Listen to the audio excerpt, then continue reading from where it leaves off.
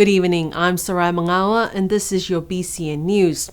Leading our news tonight, an update on the number of COVID-19 cases on the island. There are currently 9 positive cases on the island. 1 new case was detected and 1 previous case has been recovered, according to the Niue COVID dashboard update yesterday afternoon.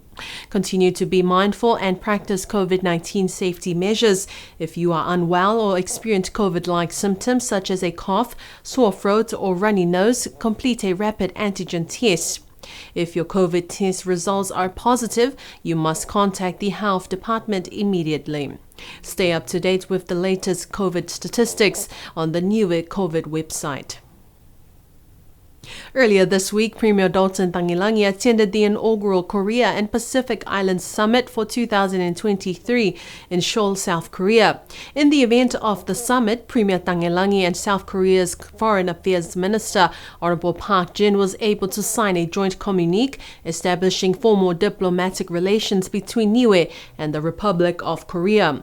Korea is the 21st country to establish diplomatic relations with the government of Niue. In the press statement, Premier Tangilangi welcomed the establishment of diplomatic ties with Korea and the opportunity to foster and deepen their growing bond. The first Korea-Pacific Island Summit is a vital stepping stone in strengthening the relationship between Korea and the Blue Pacific continent. Also earlier this week, Niue was able to host the 6th PACER Plus meeting, which began on Tuesday and concluded today. Taking place at the Scenic Matavai Conference Room, this is the first in-person meeting where PACER Plus officials from the 7 member countries were able to attend and discuss ways forward for Pacific trade and services and labor mobility. Here's more on this story. The 6th Pacific Agreement on Closer Economic Relations PACER Plus Joint Committee meeting began on Tuesday this week and concluded today. This is the first in-person meeting since the pandemic. The opening ceremony took place on Tuesday morning at the Scenic Matavai Conference Room, where Acting Premier and Finance and Infrastructure Minister Honorable Crossley Tatui gave the opening address, followed by the head of the PACER Plus Implementation Unit, Mr. Roy Langolango. Followed after their remarks was a short cultural item performed by the Taonga Niue Department to welcome the officials.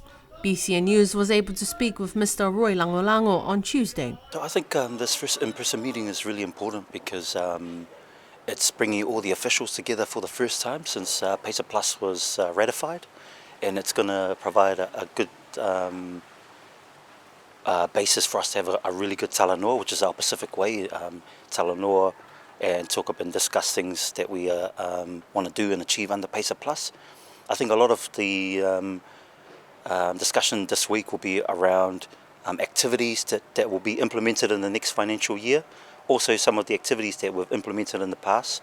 And some of those activities, as I mentioned earlier in our opening remarks, is around automation, automating some of the processes and systems to allow businesses and private sector to be able to, get their goods, clear their goods, import, use the technology that we have nowadays to speed up some of that process, and as one of the consequences of implementing the automation, it's allowed businesses to increase their revenue as well as government revenue.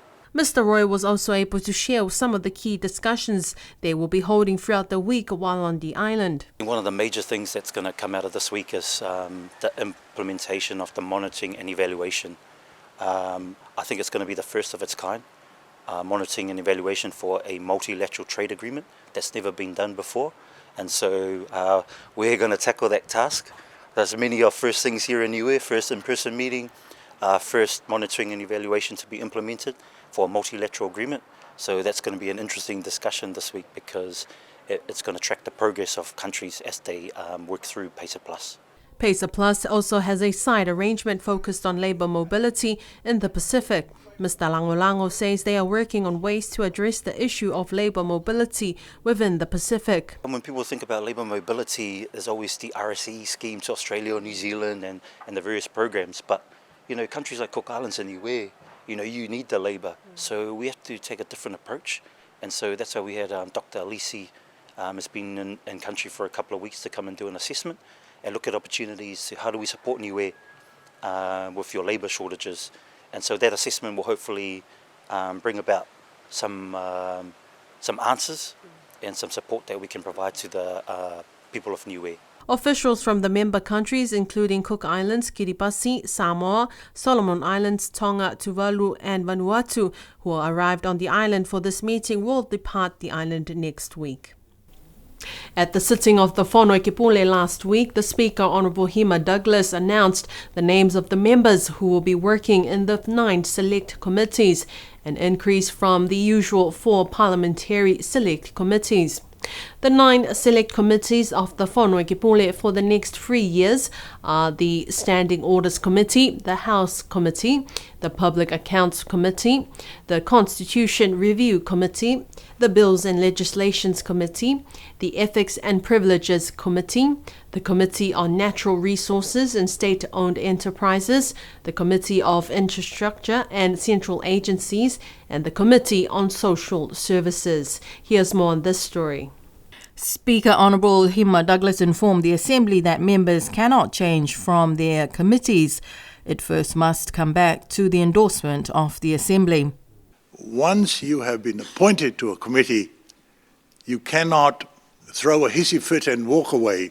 Here are the members of the select committees. For the Standing Orders Committee, Talaisi Tamatalaisi from Waiea, Olav Taveve Jacobson, Common member, Longopasi Seomanu from Liku, from Tamakotanga, Riki Muyaki Makani, and Common Role member Crosley Tatui. For the House Committee, Rhonda Siakia Tomailunga from La Kapa, Silipea Sione from Namukulu, Tofua Poletama from Makefu, Peter Puimamau Vakonofisi from Mavasele, and Talaisi Tamatalaisi from Waiea. On the Public Accounts Committee, Dion Taufitu from Toi, Longopasi Seumanu from Liku, Common Role member Olav Taveve Jacobson, Richie Mautama from Hakupu, from Aluftukelau, the member Tutuli Heka, and Rhonda Siakia Tomailunga from La Kapa. In the Constitution Review Committee, Common Role member Sonia Talangi, Common Role member Crosley Tatui, Tofua Puletama from Makefu, Common Role member Billy Talangi, Common Role member Sinhamana Heko, and member from Hikutavake Ian Hipa. For the Bills and Legislation Committee, Common Role member Billy Talangi, Common Role member Sinhamana Heko, Common Role member Tauveve Olav Jacobson, member for Hakupu, Richie Mautama, Ian Hipa from Hikutavake, and Florence Maureen Milikitama from Utalo. In the Ethics and Privileges Committee, Common Role member Crosley Tatui, Longopasi Seomanu from Liku, Silepea Sione Namukulu, Sinhamana Heko, Common Role member, and Richie Mautama from Hakupu. In the Committee on Natural Resources and State-Owned Enterprises, Florence Maureen Milikitama from Mutalo, Tutuli Haka from Aluftukelau, Peter Puimamau Vakonofisi from Mavasele, Billy Talangi from the Common Role, and Tofua Puletama from Makefu. On the Committee on Infrastructure Central Agencies, Rhonda Siakia Tomailunga from La Kapa, Tutuli Haka from Aluftukelau, Peter Puimamau Vakonofisi from Mavasele, E Manifugosi Manavalui, Common Role, and Dion Taufitu from Toi. The Committee on Social Services, Florence Maureen Milikitama from Utalo, Common Role member E Manifugosi Manavalui, Ian Hipa from Hikutavake, Riki Muyaki Makani from Tamakotanga, and Dion Taufitu from Toi. Premier Dalton Tangilangi is not in any of the committees, as according to sources at the Whalewhānau, it will not be appropriate for Premier Tangilangi to sit in committees that are tasked to scrutinise the decisions of his government. Ministers, though, have the choice to work in select committees, as seen with the Minister of Finance, Crosley Tatui, who is in the Ethics and Privileges Committee, and also in the Constitution Committee. Also in the Constitution Committee is the new Minister, Sonia Talangi. She is also in that committee. Minister for Natural Resources, Asamoah Naidu, is not in any of the parliamentary select committees. The work of the parliamentary select committees are crucial in that it provides the public the opportunity to speak to their representatives about matters that are before the Whanokepule, and sometimes the committees can call for public submissions. The committees have powers to summon heads of government agencies or government departments, and they can also call on the ministers to answer questions. One of the most active committees is the Public Accounts Committee that provides parliamentary oversight over the budget and the expenditure of the government. According to the Office of the Whanokepule, the committees have yet to elect their respective leaders, but will do so in due course and will be announced at the next sitting of the whānau. Air New Zealand will be asking more than 10,000 customers travelling on its international network to take part in a passenger weights survey this month. According to the Air New Zealand press statement, the survey is essential to the safe and efficient operation of the aircraft and is a Civil Aviation Authority requirement. Here's Esther Pavihi with more on this story. Air New Zealand's Load Control Improvement Specialist Alistair James explains in the press release that before each takeoff, the pilot needs to know the weight and the balance of the loaded aircraft. James explains that everything that goes on the aircraft is weighed from cargo to the meals on board to the luggage in the hold. And for the customers, crew and cabin bags, they use average weights, which is the information they get from doing or completing these surveys. The survey will take place at the entrance to the gate lounge of certain Air New Zealand flights departing from Auckland International Airport, which started on Monday this week, the 29th of May, and the survey will continue until the 2nd of July. This is not the first time Air New Zealand has weighed their customers. In 2021, Air New Zealand's domestic passengers were weighed. To assure their customers who may be hesitant to jump on the scales, James said that they want to reassure customers there is no visible display anywhere. No one can see your weight, not even the staff. The survey is completely anonymous. He said it's simple, it's voluntary, and by weighing in, you'll be helping Air New Zealand to fly you safely and efficiently every time. The Pacific Corporation Broadcasting Limited hosted the conference for the leaders and CEOs of the Pacific country broadcasters in Auckland last week. The 3 days of the conference concluded with a tour by the participants from the 25 Pacific broadcasters to the TV New Zealand station and to the NZME that owns New Zealand Herald and 9 radio stations including Flavour, Radio Hauraki and News Talk ZB. The conference was hosted by Pacific Corporation Broadcaster Limited, an organisation funded by New Zealand's Minister of Foreign Affairs and Trade. BCN was represented at the conference by our senior producer and head of news, Esther Pavihi. The 3-day program discussed various topics such as story sovereignty, where your culture is your anchor, your lens is your strength, and your story is yours to tell, was the key theme. Panelists included Stephen Stalin of Sunpix, Rebi Spraggan, a Hangi Master, Barbara Drever from TVNZ, Marumina Roderick of Whātua Māori, and Moratule Patela from RNZ. The broadcasters also heard from a panel of regional officials and civil servants, including the head of the Cook Islands Foreign Affairs, Tipora Herman. Tangaloa Kupahalo from SPREP and Lisa Williams from the Forum Secretariat were there to speak on making a regional impact.